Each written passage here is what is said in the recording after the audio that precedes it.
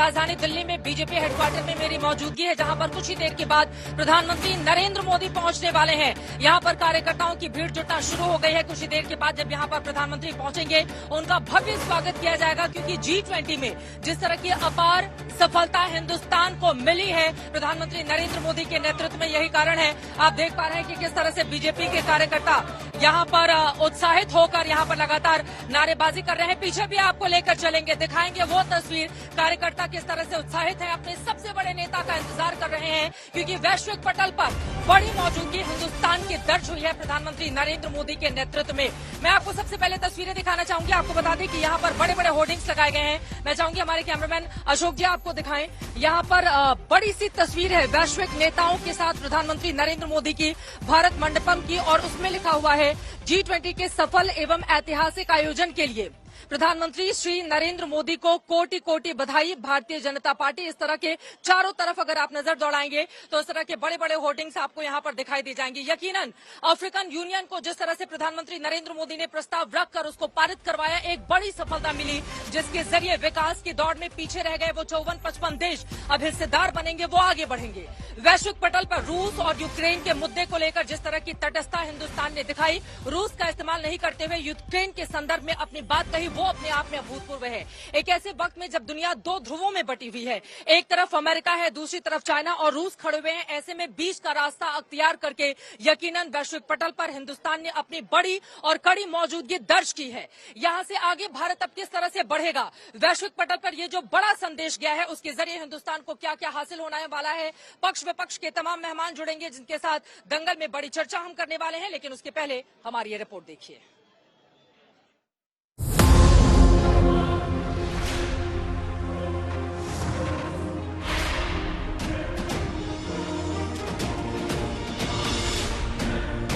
भारत में G20 का सम्मेलन ऐसा हुआ, बोले तो भूतो न भविष्यति।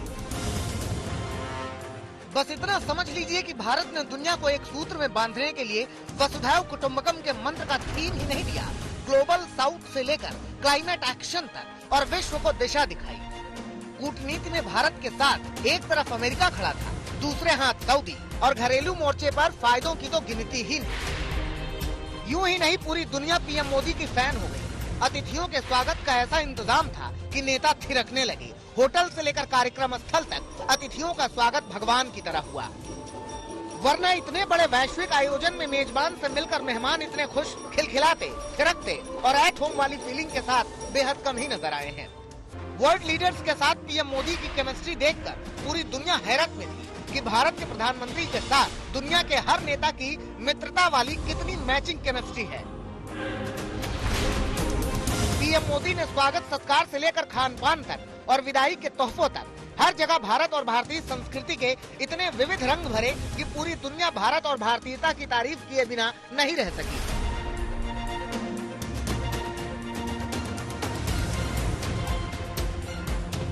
वैसे भारत में इस G20 की कामयाबियों का जिक्र किया जाए तो वैश्विक नेतृत्व के आसन पर बैठते ही पीएम मोदी ने अफ्रीकन यूनियन को G20 में शामिल कराकर ग्लोबल साउथ की फिक्र करने पर दुनिया को मजबूर कर दिया। तो दूसरी तरफ ग्रीन क्लाइमेट फंड में ब्रिटेन के $2 अरब के योगदान की घोषणा भी कराई। पीएम मोदी ने मल्टीलैटरल डेवलपमेंट बैंकिंग सिस्टम के विस्तार से लेकर यूक्रेन युद्ध का जिक्र करते हुए भी रूस को खुश रखा। ये मामूली कामयाबी नहीं, सऊदी के प्रिंस सलमान समेत दुनिया भर के कई देशों को उम्मीद नहीं थी कि दिल्ली घोषणा पत्र इतनी सुगमता से सर्वसम्मत से पारित हो पाएगा।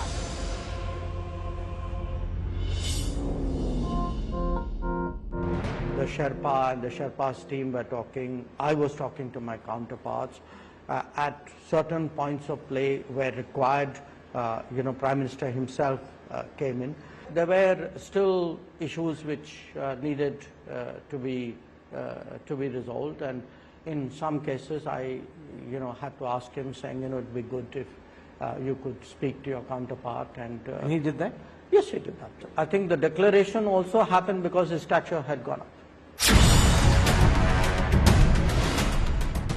इस G20 में दुनिया ने देखा कि भारत के साथ जितनी मजबूती से अमेरिका का हाथ है, उतना ही दोस्ताना रूस के विदेश मंत्री के साथ भी है।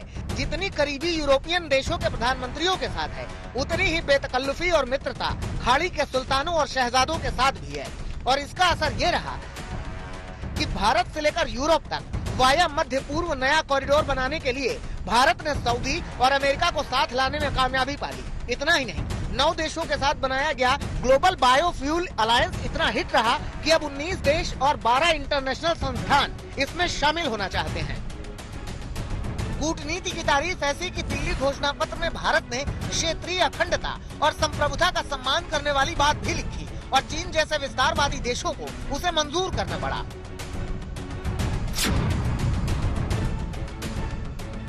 इस G20 के आयोजन से भारत में घरेलू मोर्चे पर होने वाले फायदों की गिनती शुरू की जाए तो खत्म होने का नाम ही नहीं लेती, क्योंकि ये पहला ऐसा आयोजन था जिसमें पीएम मोदी ने भारत के 60 शहरों में G20 के सम्मेलन कराए। दुनिया भर से आए करीब 1.5 लाख डेलीगेट्स भारत के अलग अलग हिस्सों में आयोजित करीब 200 से ज्यादा बैठकों में शामिल हुए। पूरे देश में उन डेलीगेट्स का जो स्वागत सत्कार हुआ, जो G20 के नाम पर आयोजन हुए, उसका असर भारत के पर्यटन विकास पर देखने को मिल रहा है। इतना ही नहीं, भारत के डिजिटल पेमेंट इंफ्रास्ट्रक्चर की तो ऐसी धूम मची कि दुनिया के कई देश अब भारत के साथ हाथ मिलाने लगे हैं। इसके अलावा इस G20 के आयोजन से भारत में निवेश और कारोबार के मोर्चे पर होने वाले फायदों का अंदाजा आने वाले दिनों में हो पाएगा। बाकी इस बेमिसाल आयोजन से घरेलू सियासत के मोर्चे पर बीजेपी और पीएम मोदी की छवि एक सशक्त, निर्णायक और वैश्विक रूप से स्वीकृत नेता के तौर पर बनी है। जाहिर है, ऐसी कामयाबी का श्रेय और सम्मान पीएम मोदी के नेतृत्व वाले हिंदुस्तान को मिलना चाहिए और अब बीजेपी आगामी चुनावों में भी उसका श्रेय जरूर लेना चाहेगी। आज तक ब्यूरो। यकीनन रणनीति यहाँ पर बहुत बड़ी बनाई गई है, इसी वजह से इतना बड़ा भव्य कार्यक्रम यहाँ पर होने जा रहा है। कुछ ही पलों के बाद प्रधानमंत्री जब यहाँ पर पहुंचेंगे, एक अलग तरह की तस्वीर पूरे देश में और दुनिया में लेकर जाने की कोशिश में बीजेपी, भारतीय जनता पार्टी के तमाम कार्यकर्ता लगे हुए हैं। और दिलचस्प ये भी है कि सितंबर महीने में G20 का आयोजन हुआ और 4 दिन के बाद प्रधानमंत्री नरेंद्र मोदी का जन्मदिन भी है। महिलाएं किस कदर उत्साहित हैं, एक तरफ G20 को लेकर वो सफलता की बधाई देना चाहती हैं, तो दूसरी तरफ अपनी बात भी कहना चाहती हैं, लोगों से बातचीत करते हैं। क्या बोलेंगे मैम आज के इस मौके पर? पीएम का कैसे स्वागत होगा? पीएम जी का स्वागत तो बड़ी खुशियों से होगा। ऐसे अनमोल हीरा जो हमारे बीच में आ रहा है, मैं उनकी जो शब्द है, मैं इस देश को झुकने नहीं दूंगा, वाकई नहीं झुकाया। और चंद्रयान पे इतना हमारा देश सबसे नंबर 1 पे पहुंचा है। ऐसा प्राउड, ऐसा अभिमान, ऐसा बहुत अभिमान है, बहुत ज्यादा अभिमान है। कुछ सुनाना भी चाह रही थी, यहाँ पर बहुत देर से गीत गुनगुना रही थी, बताइए। ए वतन हमको तेरी कसम, तेरी राहों में आ तक लुटा जाएंगे, फूल क्या चीज है तेरे कदमों पे हम भेंट अपने सरों की चढ़ा जाएंगे। ए वतन, ये भावना है मोदी जी की और हम इसका दिल से सम्मान करते हैं। हम दिल से मोदी जी को बहुत प्यार करते हैं, दिल से प्यार करते हैं ये लोग। प्रधानमंत्री नरेंद्र मोदी को अलग अलग नेता देखिए पहुंच रहे हैं, बताइए आप क्या कहना चाहेंगे? मैं जिला रामपुर उत्तर प्रदेश से आया हूँ मोदी जी को धन्यवाद देने के लिए, जो कि मोदी जी ने हमारे देश में पूरा मान बढ़ाया है। और मैं यहाँ से 200 किलोमीटर दूर है जिला रामपुर, जो कि आजम खान का। आप वहाँ से आ रहे हैं, मैं जरा तस्वीरें आपको दिखाना चाहूंगी। ये देखिए यहाँ पर प्रधानमंत्री नरेंद्र मोदी की, आप देखेंगे यहाँ पर कोणार्क सूर्य मंदिर के जिस रथ का चक्र यहाँ पर लगाया गया है, उस तस्वीर के साथ लिखा हुआ है मोदी है तो मुमकिन है। G20 सम्मेलन में दुनिया में भारत का मान बढ़ाया है और इस तरीके से अलग अलग देशों के राष्ट्राध्यक्षों के साथ, नेताओं के साथ उनकी फोटो यहाँ पर लगाकर रखी गई है। चारों तरफ अगर आप देखेंगे कार्यकर्ताओं के पहुंचने का सिलसिला लगातार जारी है। भारत माता की जय के नारे भी लग रहे हैं और लोग अपने बोलिए जल्दी से, क्या बोलना चाह रही हैं? मोदी है तो मुमकिन है। हमें मोदी जी पे गर्व है, हमारे देश का नाम ऊंचा किया है, हम खुश हैं। ये लोग अपनी अपनी भावनाओं को व्यक्त करते हुए, लेकिन अब आ जाते हैं आज के डिबेट पर, जिसको लेकर दंगल में बड़ी चर्चा हम करने वाले हैं। यहाँ पर कार्यकर्ता लगातार पहुंच रहे हैं, वंदे मातरम के नारे भी लग रहे हैं और देखिए कैसे जोश में यहाँ पर वंदे मातरम की बातें कही जा रही है। लोगों से बात कर लेते हैं, एक बार बात कर लेते हैं। कैसे स्वागत मोदी प्रधानमंत्री का कैसे नरेंद्र मोदी जी का बहुत जोरदार स्वागत होगा आज G20 के बाद में नरेंद्र मोदी का गाजियाबाद महानगर के अध्यक्ष संजीव शर्मा जी के नेतृत्व में हम लोग यह कैसे स्वागत करेंगे? हम लोग उनका नारों के साथ स्वागत करने आए हैं। G20 का इतना बड़ा देश का नाम ऊंचा किया मोदी ने। हम सब गाजियाबाद से आए हैं, हम सब लोग उनका स्वागत कर रहे हैं। हम लोग गाजियाबाद से आए हैं, मोदी जी का स्वागत करने आए हैं। एक बार दोबारा से मोदी क्या बोलेंगे? चित्रा जी, मैं तो मोदी जी को भगवान राम से कंपेयर करने आया हूँ। आज का जो मूवमेंट है, अभी जो G20 बीता है, ये निश्चित रूप से कोई भगवान राम की अगर परिकल्पना करो, वो पूरी तरह से चरितार्थ हो रहा है। हर ये कार्यकर्ताओं की अपनी भावनाएं हैं और जनवरी के महीने में तो राम मंदिर का उद्घाटन भी प्रधानमंत्री नरेंद्र मोदी की ओर से किया जाने वाला है। पीछे आप देख पा रहे हैं किस तरह से यहाँ पर कार्यकर्ता काफी ज्यादा जोश में है, लेकिन कई ऐसे सवाल हैं जो विपक्षी नेताओं की ओर से इस वक्त उठाए जा रहे हैं। कई ऐसे मुद्दे हैं जिसको लेकर चर्चा करेंगे। वैश्विक पटल पर इतनी बड़ी उपस्थिति हिंदुस्तान की ओर से दर्ज की गई है। हिंदुस्तान को कैसे कैसे किन क्षेत्रों में मिलने वाला है सीधा फायदा, और इसके जरिए आगामी वक्त में हिंदुस्तान कितनी दृढ़ता से मजबूती से अपने पैर को और आगे बढ़ाएगा, उस पर चर्चा करने के लिए खास मेहमान जुड़ चुके हैं। शहजाद पूनावाला जी, राष्ट्रीय प्रवक्ता भारतीय जनता पार्टी के हमारे साथ जुड़े हुए हैं। कृष्णा हेगड़े जी, स्पोक्स पर्सन है शिवसेना के। शिंदे गुट के हमारे साथ जुड़े हुए हैं। रविंदर सचदेवा जी, आप डायरेक्टर हैं इंडिया अफेयर्स के। USI NPAC के फॉरेन अफेयर एक्सपर्ट भी हैं। आप तीनों का बहुत स्वागत है। सबसे पहले शहजाद पूनावाला जी, शुरुआत आपसे ही करते हुए, आज यहाँ पर इतना बड़ा कार्यक्रम आयोजित किया गया है, कार्यकर्ता पहुंच रहे हैं देश के अलग अलग हिस्सों से प्रधानमंत्री नरेंद्र मोदी का स्वागत करने के लिए। क्या है उद्देश्य इसके पीछे?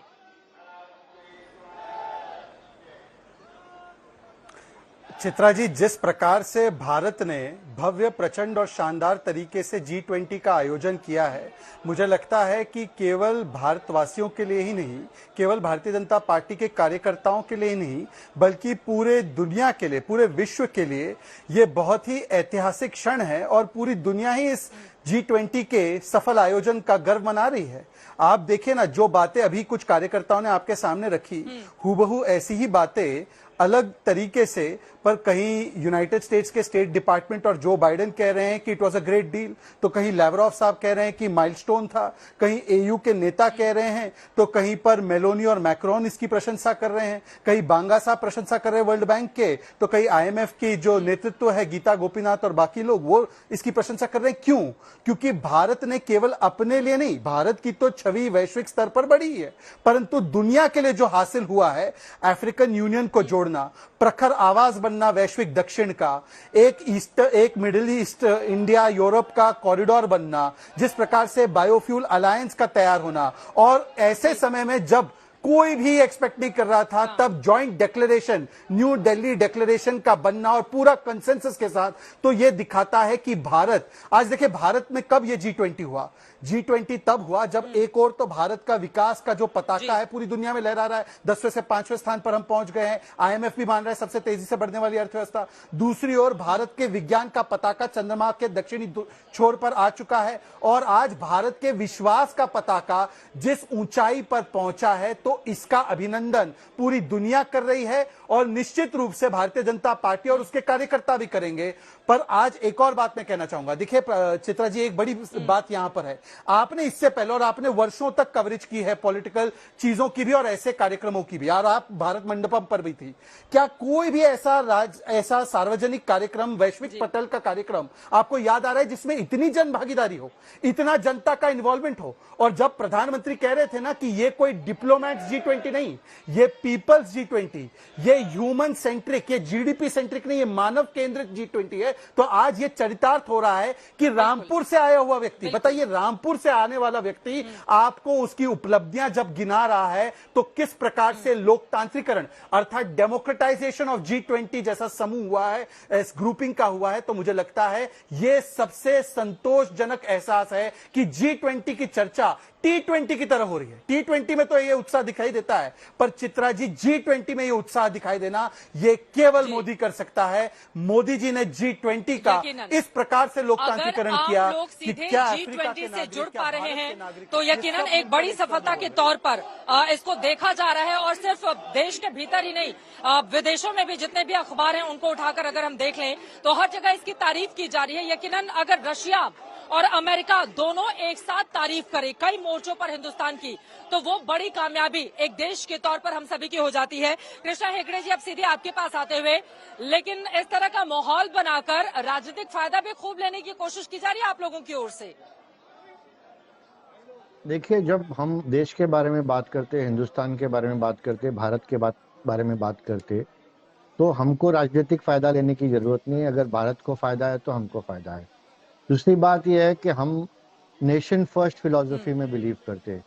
नरेंद्र मोदी जी जो है वो सिर्फ देश के नेता ही नहीं, विश्व के नेता आपने देख ही लिया है। अभी अभी अभी जो G20 हुआ है वहां पर यूक्रेन डिक्लेरेशन जैसा काम, जहां पर अब तक कोई सहमति नहीं हो रही थी, environment, energy, digitalisation, world peace, आप बोलो defence, economy, trade, African nations का इंक्लूजन, क्या बात नहीं हुआ। जो भी बात जरूरी था पूरे विश्व में वो बात हुआ। और G20 क्या है? 19 देशों का एक सम्मेलन नहीं है। 85% लोगों का पॉपुलेशन जो है विश्व में, उसकी एक प्रतिनिधित्व करता है G20।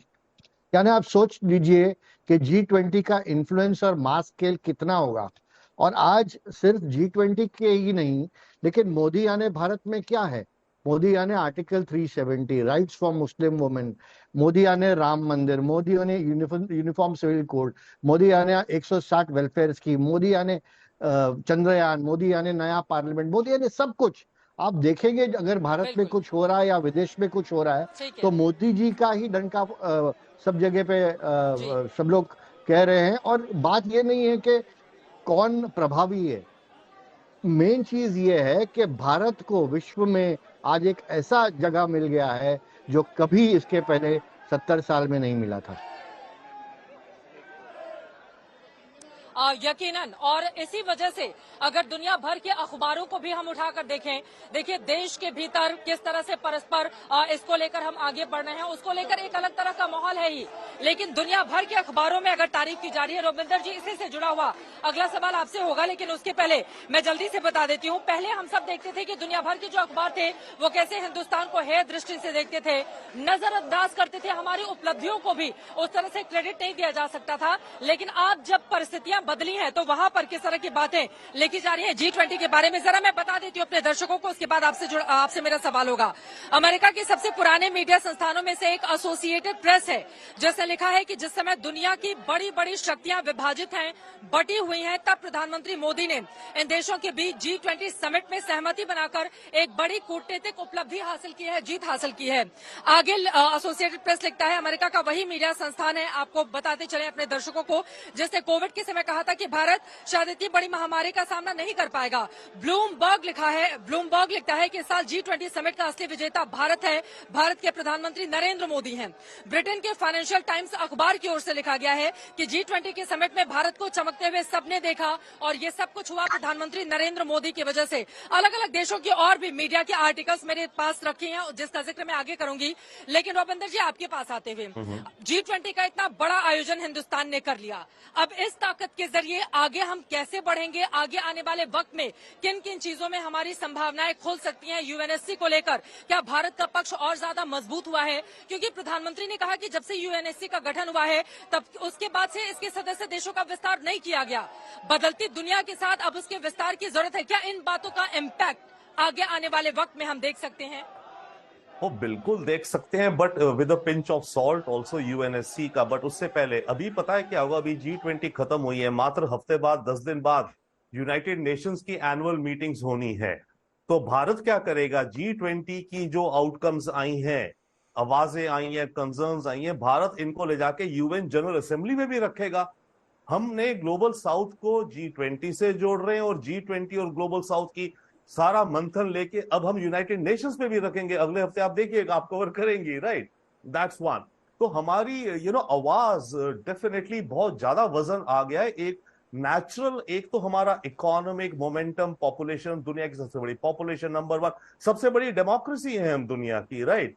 एंड हमारा गुड इकोनॉमिक प्रोग्रेस, चाहे 7% पे चले, 8 पे चले, अच्छा इकोनॉमिक प्रोग्रेस है हमारा। और हम थॉट लीडरशिप डाल दिए हैं। तो अब अगर बिग पिक्चर में देखें, ये जो सारी आज वाहवाही आ रही है और स्पेक्टाकुलर इवेंट बनाए, नो डाउट, वो जो लॉजिस्टिक्स और सुंदरता, कल्चरल वगैरह और डिसेंट्रलाइज, हमने G20 का फॉर्मेट बदल दिया है।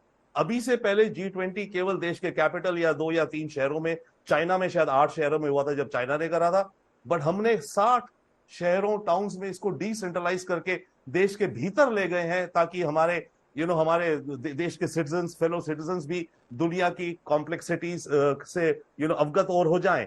मेन चीज जो आई है, इस समय दुनिया में लीडरशिप का वैक्यूम है। इस समय दुनिया के बहुत ही बड़े चैलेंजेस हैं इस समय दुनिया रीस्टार्ट हो रही है कोविड के बाद, सब पहली बार मिल रहे हैं फिजिकल रूप में कि हमें क्या करना है। इस समय सारे देश अपने समीकरण बना रहे हैं। इस समय सबसे बड़ी इंटरनेशनल गैदरिंग इन्फ्लुएंशियल जो हुई है कोविड के बाद, ये G20 हुई है, लीडरशिप वैक्यूम है। अब ऐसे में भारत ने बाकी सब चीजों को देखे, भारत ने ना, मैं क्विक 2-3 पॉइंट कहना चाहूंगा। ग्लोबल डिस्कशन में 3 मुद्दे डाल दिए हैं बिग पिक्चर। पहला बात, this is not the era of war, this is era to live and let live. ये युग युद्ध का नहीं है, जियो और जीने दो, को एग्जिस्ट करो, बिग प्रिंसिपल। दूसरा, आप कह रही थी शहजाद या दूसरे कोलीग कह रहे थे ह्यूमन सेंट्रिक, कि दुनिया केवल जीडीपी मार्केट नहीं है। बिल्कुल, ह्यूमन डेवलपमेंट में बहुत फैक्टर्स आते हैं, मेंटल स्ट्रेस है, पीस ऑफ माइंड है, हेल्थ है, एक्सेट्रा। और तीसरा बहुत पावरफुल, सरप्राइजिंग था बाय द वे मेरे लिए, जब प्राइम मिनिस्टर ने आखिरी सेंटेंस क्लोजिंग में जो बोला, पीस एंड होप। दुनिया में इस समय होप की बहुत सख्त जरूरत है, इतने डेंजर्स हैं। तो भारत ने इन 3 चीजों का बिग पिक्चर में जो दुनिया को thought leadership the, I think that is the grandest. तभी दुनिया आपको सैल्यूट कर रही है वैक्यूम में थॉट लीडरशिप का। उसके अलावा ये मल्टीपल चीजें हैं, IMF का रिफॉर्म इत्यादि, उस पर आ जाएंगे, इंडिया को क्या फायदा and all. But big picture में दुनिया आज क्यों सडनली रिकॉग्नाइज कर रही है कि इंडिया जो बात कह रहा है वजनदार कह रहा है, क्योंकि हम बात कर रहे हैं कंपैशन की, मिडिल पाथ की, सद्बुद्धि की, कोई और लीडर नहीं कर रहा है। बिल्कुल सही कहा आपने कि एक वैक्यूम है। जब अंतर्राष्ट्रीय स्तर पर हम देखें, तमाम नेताओं को उठाकर देख लें, तो कोई भी ब्रिज बनने को तैयार नहीं है। गुटों में बटी हुई इस वक्त एक ऐसी स्थिति है, बहुत सारी चुनौतियां हैं, उन सब के बीच सामना करना है, आगे बढ़ना है। और उसमें भारत का रोल क्या बहुत ज्यादा बड़ा हो सकता है। जिस तरह से मौजूदा वक्त में अलग अलग देशों के राष्ट्राध्यक्षों की ओर से हिंदुस्तान की जमकर तारीफ G20 के संदर्भ में की गई है। हमारे साथ कुछ लोग हैं, अपनी बातें रखना चाहते हैं, लोगों से बात कर लेते हैं। आइए, आ जाइए, क्या बोलना चाह रही थी आप? प्रधानमंत्री का कैसे स्वागत करने जा रही हैं? आज हम बहुत खुश हुए हैं जिस तरह G20 सम्मेलन हमारे यहाँ हुआ है। पूरे वर्ल्ड के लोग यहाँ पर आए और वो आज मोदी जी की तारीफ कर रहे हैं कि पहले मोदी जब बाहर जाते थे तो उनको लोग पूछते थे, लेकिन यहाँ आने के बाद लोग उनसे बहुत प्रभावित हुए हैं और प्रधानमंत्री जी को बहुत बहुत बधाई देकर गए। बधाई देने के लिए आप? जी, सभी लोग मोदी जी को बधाई देने के लिए। मोदी है तो मुमकिन है, मोदी है तो मुमकिन है, मोदी है तो मुमकिन है, मोदी है तो मुमकिन है। G20 का पूरा कार्यक्रम देखा था? बिल्कुल, पूरा कार्यक्रम देखा, G20 का बहुत मजा आया। जो उन्होंने कराया, जिस तरह से उन्होंने पूरा। अच्छी बात क्या लगी थी? बहुत अच्छी बात तो ये लगी कि जब सारे के सारे मोदी से प्रभावित होकर उनको आशीर्वाद दे तो उनको मतलब अफ्रीका का बहुत बड़ा रहा। बताइए क्या बोलना चाहते हैं? इधर आ जाइए जल्दी से। ये तो समझना पड़ेगा, चाहे देश हो, चाहे भारत हो, चाहे विश्व हो, एक अकेला सब पे भारी। और अफ्रीका को स्थायी सदस्य जो बनवाया, ये सबसे बड़ी उपलब्धि। G20 में अफ्रीकन यूनियन को लेकर मैम आप क्या कहेंगे? स्वागत करने आई है G20 का जो सम्मेलन है कितना सक्सेस रहा और सारे जो विदेशी मेहमान है सब खुश होकर गए। राजघाट में देखिए, और प्रधानमंत्री मिलेट्स भी खिलाए हैं लोगों ने खूब, है ना? जो बायोफ्यूल अलायंस हुआ है वो मुझे लगता है काफी फ्यूचरिस्टिक चीज है और भारत को काफी लाभ होगा उससे आने वाले समय में, क्योंकि हमारा जो डिपेंडेंसी है बायोफ्यूल्स के बाद काफी कम हो जाएगा पेट्रोल डीजल पे। और जो कॉरिडोर भी एक हमारा अनाउंस हुआ है वो कहीं ना कहीं जो चीन का BRI है उसके ऊपर काफी काउंटर कर पाएंगे। और सबसे जो अच्छी बात है वो ये है कि इस G20 में 122 जो पास हुए हैं रेजोल्यूशन, वो आज तक के इतिहास के हाईएस्ट हैं, जो बताता है कि भारत तैयार है एक वैश्विक मंच पे अपनी बात को आगे रख के। ठीक है, 83 पैराग्राफ थे जिस पर अलग अलग मुल्कों को सहमति कर पाने में हिंदुस्तान को बड़ी कामयाबी मिली। यकीनन ये इतना आसान नहीं था, क्योंकि पिछले अगर बाली सम्मेलन को हम देखेंगे, उससे अगर तुलना करेंगे तो 2 गुने से लेकर 5 गुने तक कई ऐसे मोर्चे रहे जिसमें हिंदुस्तान को बड़ी कामयाबी मिली है। एक बार फिर से शहजाद जी आपके पास आते हुए, बीजेपी के लिए तो बल्ले बल्ले, मतलब G20 का अब तो इतना शानदार ग्रैंड आयोजन हो गया, दुनिया भर में तारीफ हो रही है। 24 के चुनाव में 170 दिन तकरीबन बाकी हैं, तो आप लोगों के लिए तो अब इसी को लेकर आगे बढ़ेगी पार्टी। देखिए चित्रा जी, मैं उन लोगों में से नहीं हूं जिनकी फितरत ऐसी है कि मैं इनका G20, उनकी वैक्सीन, इस प्रकार की बातें करूं। ये देश की उपलब्धि है, मैं तो कहता हूं ये पूरे मानवता की उपलब्धि है। तो आज इसको दलगत राजनीति में बांटने की आवश्यकता नहीं है, परंतु मैं 1-2 आपके साथ अनुभव शेयर करना चाहता हूं अपने। आपने अखबारों का जिक्र किया, चित्रा जी आपको याद होगा कई वही अखबार थे अमेरिका के और दूसरे देशों के, जहां पर तस्वीरें छपती थी भारत की, उसका चित्रण होता था एक गरीब व्यक्ति के रूप में जो अपनी अपनी गाय को लेकर एक कमरे के बाहर खड़ा है और जिसमें कि अमीर देशों के लोग चाय पी रहे हैं और हम खटखटा रहे हैं कि इनविटेशन दे दीजिए, हमें भी अंदर आना है। आज वही अखबार ये मजबूर हो गए छापने के लिए ऐसी तस्वीर भारत की कि भारत जो है पूरे दुनिया को न्योता दे रहा है अपने यहां पर और मार्ग प्रशस्त कर रहा है विकास का और विज्ञान का। अच्छा, दूसरी बात, क्योंकि आपको तो ये सुंदर अवसर मिला कि आप भारत मंडपम जाए, तो चित्रा जी मैं आपको एक तस्वीर दिखाना चाहता हूं। ये देखिए, थोड़ा कैमरा पर्सन इसको जूम करेगा। एक समय था कि नेहरू जी भी भारत में लोगों को इन्विटेशन देते थे और उस समय पर जब वो गेस्ट आते थे 1955 में क्या क्या ढका गया वो मैं उसमें नहीं जाना चाहता, परंतु साफ सपेरे दिखाकर भारत के स्टीरियोटाइप को दर्शाया जाता था। आज प्रधानमंत्री मोदी, और मैं तस्वीर नीचे दिखा रहा हूं सऊदी के हमारे क्राउन प्रिंस जो है मोहम्मद बिन सलमान के साथ, कि वो दोनों देख रहे हैं कोणार्क व्हील को। आपको पता होगा कोणार्क व्हील क्या है। कोणार्क व्हील केवल भारतीय संस्कृति का परिचय नहीं देता, उस समय की भारतीय विज्ञान कितनी एडवांस थी कि सन और मून के जगहों को देखकर टाइम बताने की अगर किसी के पास टेक्नोलॉजी थी तो वो भारत में थी। और आज इसरो वो टेक्नोलॉजी को लाती है काम में जब हम चंद्रमा तक पहुंचते हैं और सूरज को ऑब्जर्व करने के लिए आदित्य L1 भेजते हैं। अच्छा, दूसरा आपने क्या देखा आपने नटराज जी का स्टैच्यू। अब मैं देखे भारतीय मुसलमान हूं पर मैं आपको नटराज जी के स्टैच्यू का बताता हूं। जो नटराज जी की स्टैच्यू भारत मंडपम के बाहर लगी है ना, अष्टधातु की बनी हुई, हूबहू वही नटराज की स्टैच्यू आपको दिखेगी सर्न के ऑफिस के बाहर। सर्न वो जगह है जहां पर सब एटॉमिक पार्टिकल रिसर्च होती है। और नटराज जी की जो स्टैच्यू है उसको गौर से देखना। दो दाहिने हाथ है, एक हाथ में डमरू है जो आर ग्लास की तरह शेप है, सततता जो समय का होता है उसको दर्शाता है। एक हाथ अभय मुद्रा में है। लेफ्ट के जो दो हाथ है उसमें एक में अग्नि है, अग्नि दर्शाता है कांस्टेंट क्रिएशन एंड डिस्ट्रक्शन। और जो नीचे का हाथ है वो एनलाइटनमेंट अर्थात पीस, जिसका जिक्र अभी रविंदर जी कर रहे थे, युद्ध का नहीं, ये बुद्ध का जमाना है। और रिंग ऑफ फायर है जो बताता है कि कांस्टेंट यूनिवर्स में क्रिएशन डिस्ट्रक्शन ये होते रहता है। इसीलिए इसका साइंटिफिक भी जो नॉलेज है वो सर्न के ऑफिस के बाहर दिखाई देता है। नालंदा का भी परिचय आपको मिलता है जब डिनर होता है। तो मैं इस प्रकार से भारतीय संस्कृति, भारतीय सनातन परंपराओं का वसुधैव कुटुंबकम से शुरू किया और हमने आखिरी में जो संदेश दिया, स्वस्ति अस्तु विश्व, मतलब पूरी दुनिया में शांति और आशा का संचार हो। यदि ये कोई कर सकता है, केवल वो भारत कर सकता है जिसका 130 वर्ष पहले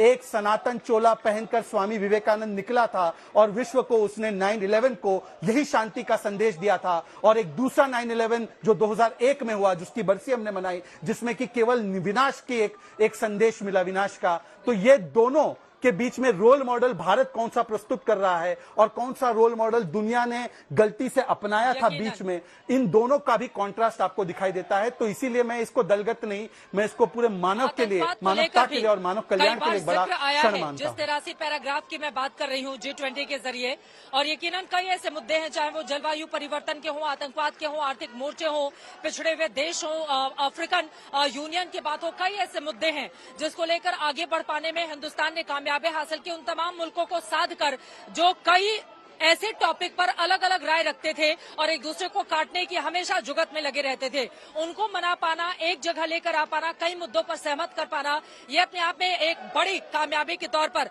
हिंदुस्तान को आंका जा रहा है। कृष्णा हेगड़े जी, मैं फौरन आपके पास आऊंगी, लेकिन उसके पहले क्योंकि बार बार हम लोग वॉशिंगटन पोस्ट का जिक्र करते हैं, अमेरिका की वॉशिंगटन पोस्ट की ओर से लिखा गया, ऐसे वक्त में जब दुनिया के बड़े बड़े देश विभाजित हैं, तब G20 के मंच पर एकजुट करना प्रधानमंत्री नरेंद्र मोदी की बड़ी जीत है। और अब भारत ग्लोबल साउथ की सबसे प्रमुख आवाज बन गया है और इस ब्लॉक के देशों में भारत चीन को कड़ी टक्कर दे रहा है और अब भारत नेतृत्व करने की भूमिका में है।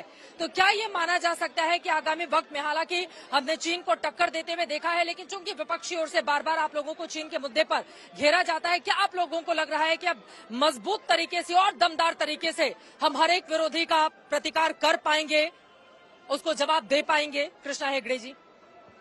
चित्रा जी, जितने लोगों का आपने इंटरव्यू लिया था अभी आपके इसमें प्रोग्राम में, सभी जो भारत के नागरिक थे उन्होंने एक ही बात कहा, मोदी है तो मुमकिन है। तो उसका मतलब क्या है? मैं क्या चाहता हूं या विपक्ष क्या चाहता है वो मूल्य नहीं है, जो देश की जनता क्या चाहती है बहुत ज्यादा इंपॉर्टेंट है। और देश की जनता मोदी जी को चाहती है। और क्यों चाहती है?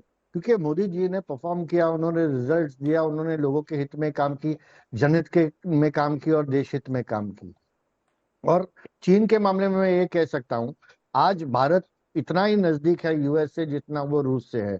और चीन जो है चीन को हमारे देश में ही हमारे प्रधानमंत्रियों ने ही यूएनएससी का जो मेंबरशिप के लिए प्रमोट किया था, और आज चीन ही हमको अपोज कर रहा है।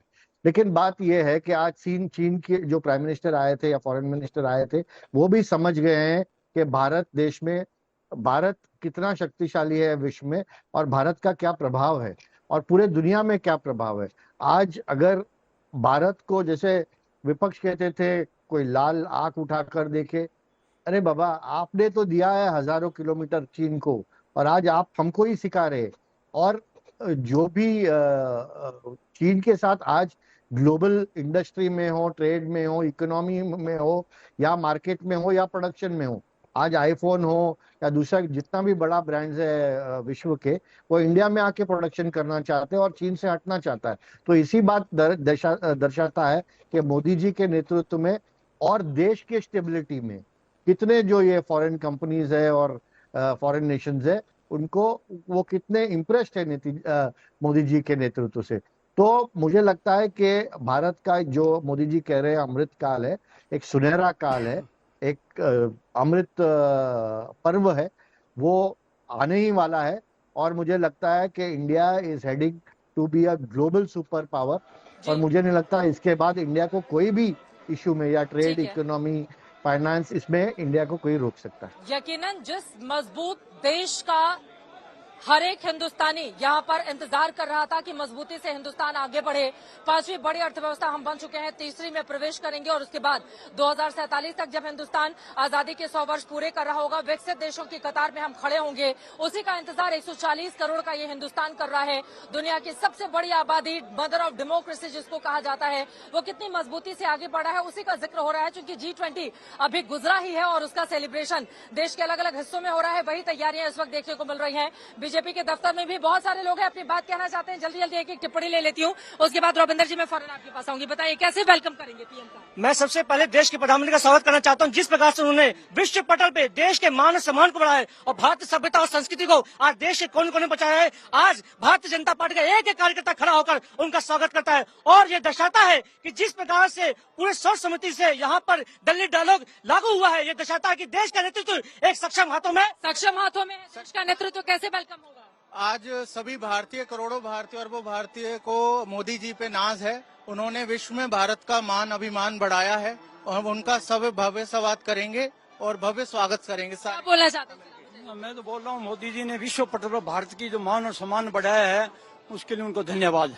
धन्यवाद करने के लिए आप लोग भी जी, हम लोग सब आज धन्यवाद करने आए हैं। हमारे लिए ये बहुत गौरव का पल है कि हमने G20 सफलतापूर्वक यहाँ पे संपन्न हुआ है। संपन्न हो गया G20, अब उसका जश्न मन रहा है। नहीं, अभी ये G20 की सफलता है, और सफलता के साथ साथ सभी देशों, विश्व स्तर पे मोदी जी ने हिंदुस्तान का, भारत का नाम रोशन किया है, और व्यवसाय के रूप में बढ़ोतरी होगी और देश का युवा सक्षम होगा। कुछ और लोग हैं इधर से, जल्दी आइए आगे आइए, क्या बोलना चाहेंगे, कैसे वेलकम? विश्व के अंदर जो प्रधानमंत्री नरेंद्र मोदी ने काम किया, पूरे विश्व के अंदर जो तिरंगा झंडा लहराया है, देश का जो गौरव बढ़ाया है, चंद्रमा नरेंद्र मोदी जी ने जो काम किया है, विश्व में वो कोई नहीं कर सकता। भारत माता की जय। और हमारे देश का जो नाम बदला भारत, और वो इतना अच्छा नाम बदला कहाँ है अभी? नहीं, नाम बदला, जो बोलना है वो बोले। भारत नाम एकदम नंबर 1 और हिंदुस्तान के लिए सबसे अच्छा नाम है। सरकारी कह रही है नाम बदला नहीं है, जिसको जो मन में आए, जो अच्छा लगे वो बोले। बिल्कुल जी, बिल्कुल। भारत तो प्राचीन काल से वो चल रहा है। मेरा नाम हिंदी में सुमित है, इंग्लिश में सुमित है, तो भारत को इंग्लिश में भी भारत कहने में क्या दिक्कत आ रही है? मैं तो उनसे पूछ रहा हूँ। ठीक है, आप बताइए क्या, कैसे वेलकम होगा? G20 के शानदार सफलता के बाद हम लोग पूरे बीजेपी के कार्यकर्ता मिलकर उनका फूल वर्षा से सम्मान करेंगे। वर्षा से सम्मान के लिए यहाँ पर इंतजार किया जा रहा है प्रधानमंत्री के लिए। दिल दिया है जान भी देंगे है वतन तेरे लिए। पीछे बैकग्राउंड में आप ये गाना भी सुन रहे हैं, कार्यकर्ता उत्साहित हैं और उमंग और उल्लास की चारों तरफ यहाँ पर बिखरी हुई आपको अलग अलग रंग दिखाई दे जाएंगे। प्रधानमंत्री का इंतजार किया जा रहा है, कुछ देर के बाद यहाँ पर पहुंचेंगे और भव्य तरीके से उनका स्वागत किया जाएगा। रविंदर जी, मैं सीधे आपके पास आते हुए, क्योंकि बार बार चाइना के संदर्भ में जिक्र हो रहा है और चीन को लेकर अक्सर देश की राजनीति भी हिंदुस्तान के भीतर गरमाई रहती है। चाइना डेली ने लिखा है कि ग्लोबल साउथ की एक प्रभावशाली आवाज होनी चाहिए, और भारत ने जिस तरह से G20 समिट का आयोजन किया है, अलग अलग 60 से ज्यादा शहरों में 200 से ज्यादा बैठकें की हैं, वो अभूतपूर्व और शानदार बात है। अगर चीन भी ऐसा लिखने को मजबूर हुआ है तो उसके पीछे क्या देख रहे हैं आप, रविंदर जी?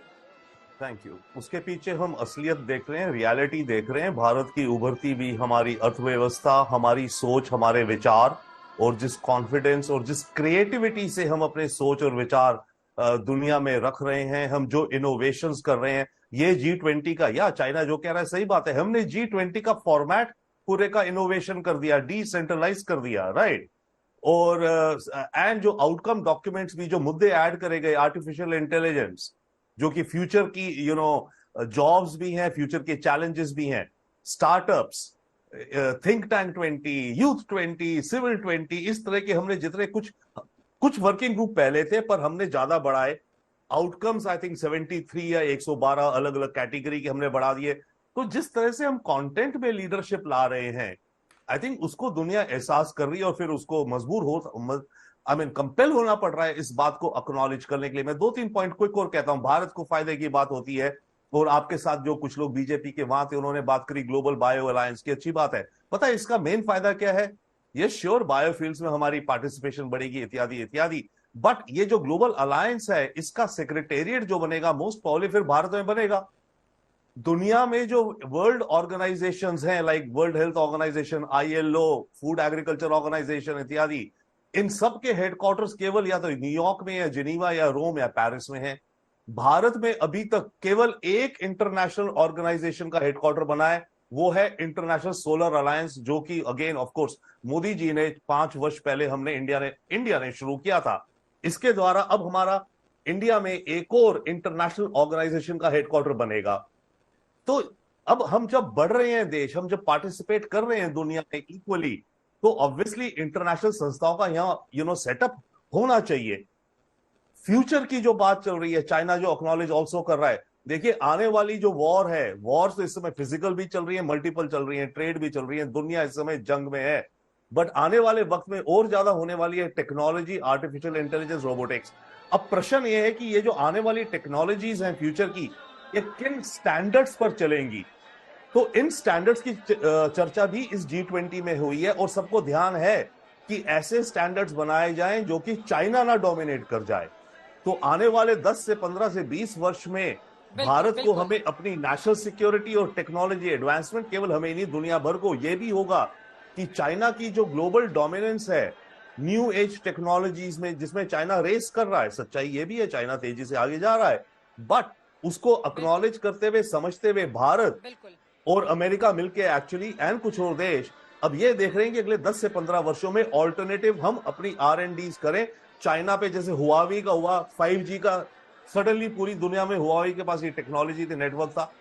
तो अब दुनिया उस ट्रैप में नहीं फंसना चाहती कि आने वाले वक्त में ऐसा माहौल हो जाए कि दुनिया भर की आर्टिफिशियल इंटेलिजेंस का जो ऑपरेटिंग सिस्टम है वो केवल चाइनीज ही दे रहे हैं, राइट। तो फिर आप टोटल चाइना के मोहताज हो गए।